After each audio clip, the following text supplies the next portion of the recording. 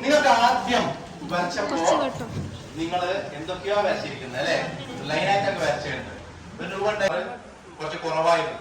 അവൻ അടുത്ത് വന്നിട്ട് ഈ ബലൂൺ വിൽപ്പനക്കാരോട് ചോദിച്ചു, നിങ്ങളെടുത്ത് കറുത്ത ബലൂൺ ഉണ്ടോ?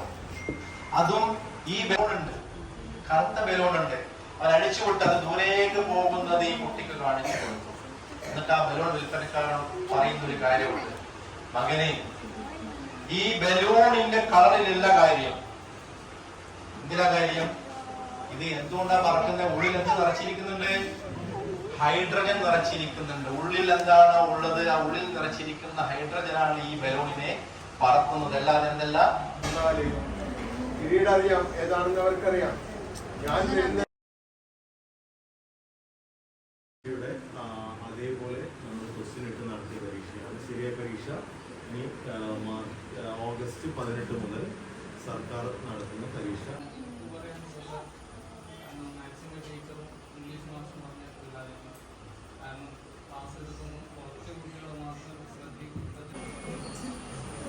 ഇവിടെ കുട്ടികളെല്ലാവരും നല്ല ലൈഫില് ആദ്യമായിട്ടാണ് പരീക്ഷിക്കുന്നത്.